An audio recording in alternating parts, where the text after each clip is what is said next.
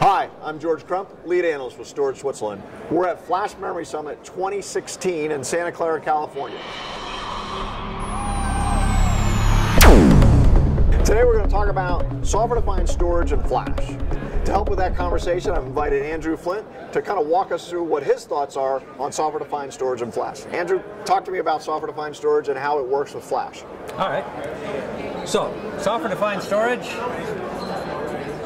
and flash. The first thing about software-defined storage and flash is flash really enabled software-defined storage to work. So, software-defined storage isn't necessarily new. We had storage virtualization back a while back. Right. But it never really reached the levels that it claimed it should do. Okay. Thing one, you didn't have enough CPU power to drive it. Thing two, when you're talking all hard drives, you couldn't really uncover a lot of performance in the environment. Right. Well, and back in that era too, I mean, it's one of those things that looked great up on the whiteboard, but when we went to translate it into the data center, it kind of fell on its knees. I think part of that was the CPU thing and part of it was the hard drive thing, right? Exactly. Yeah, okay. Flash has changed all that. And you look back at talking about storage performance, and all the storage vendors talk about IOPS. Right. Really, latency is the king of performance. Thank you. That's what I've been telling everybody. Thank you. It is all about latency. Go. Well, and the reason it started out on IOPS is back when it was hard drives, the entire storage infrastructure, the entire data center infrastructure, your latency was the hard drive. Yep. Right? And Flash has changed all that. Yep. Suddenly, your latency has dropped. You start to uncover latency in the rest of the organization. The CPU, the network, the software, the whole rest of the ecosystem now reflects that latency. Yep. So the slowest thing in the environment became kind of the fastest thing, and now everything else is in trouble. Exactly. Yeah. So then how do you uncover the awesome latency and performance that Flash gets you? Software-defined storage? That's exactly right. So let's look at it today if you didn't have software-defined storage. So you just went out and you bought this awesome NVMe flash card. Right. Million IOPS on the card. You tell me how many applications that can consume that amount of performance. Very small amount. Exactly. Yeah. So what are you doing? You've got your card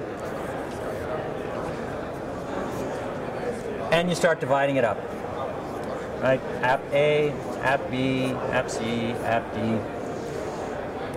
And how long is it before App D needs more than it has, App C needs more? You're re-provisioning, you're moving around data, you're doing all this manually. Right. Why? Because you don't have software-defined storage. So you're just leading right into it. I've been paid to do this. We take this level of management software, and we don't have to do all this. Okay. We still have this card that has maybe 10 millisecond response time. Mm-hmm. And what did we say? It was 1 million IOPS? Yep. This card just becomes something in the overall environment that is utilized to the best of its ability. Okay. You slot it in, and immediately performance-starved data starts moving to this card. Okay. So now, when you're saying card, you're talking about a card physically in a server. Yep. Okay. And then out here somewhere, I still have my hard disk array or whatever. You could have your good old hard disk array right next to that. You could have your flash array. Okay. And then, so this would be another layer of performance on top of my flash array. Correct. Okay. This all comes together. Yep. And your stale data, or your inactive data, will flow down to your hard drives. Okay. For that matter, it may flow out to the lovely and slow cloud. Okay.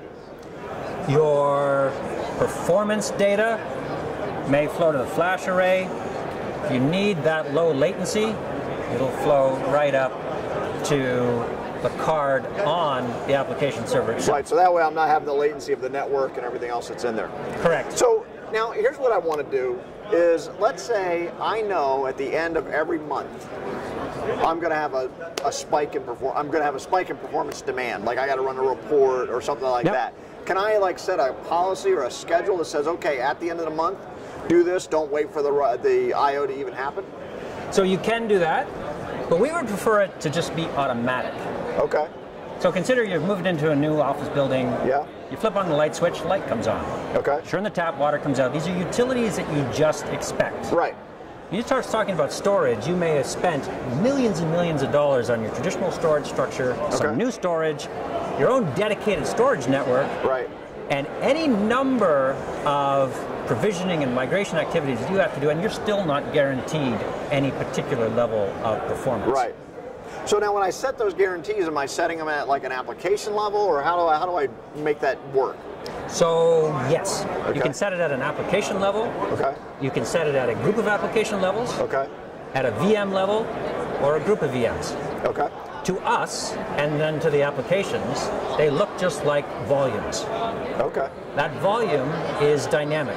It's made up of some of this, some of this, some of this, some of this, and it's flexible. Okay. As the workload changes, as, I don't know, maybe you blew the cache on your SAN, and suddenly it's not performing the way it used to, data starts flowing around to continue to give those performance levels or tell you when you can't. Okay, interesting. And so then, now this is, in your guys' world anyways, this is software that I would just download from your site? Yes. And then you walk them through getting it set up and running and all that kind of stuff, or a guy comes out and helps or whatever? Correct. Okay. So this is ioFABRIC Vicinity. Okay. We sell 100% through channel. Okay. So you can get it from the resellers. Okay. You can get it from ISVs and such. Sorry, you can get it from integrators and such. Okay. You would then download it from our site and go. And of course, the real advantage of having or being completely software driven is you get features a lot faster in software than you ever get from your hardware systems. Yeah. Well, good point. Like, because we've already got NVMe SSDs out there, but we don't have like an all NVMe flash array, for example, right? So the ability, and you know, then if you're buying something for low latency, putting it into a network doesn't make sense. Right. Yeah. Exactly. So we've talked a lot about performance, but when we talk about Vicinity,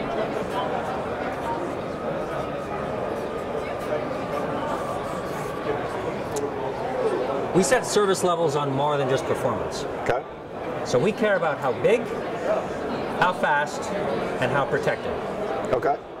So you set the service levels, again, on an app or a group of applications basis. So protected might be like number of copies of this thing I want on different types of media, things like that? Replication factor, how often you take snapshots, are those snapshots copied off site for fault domain reasons, all of that. Okay. Well, great. Andrew, thanks for joining us today. Thanks for having me. So there you have it. Software-defined storage enables you to tap into Flash and get the most out of it. I'm George Crump, lead analyst with Storage Switzerland. Thank you for joining us.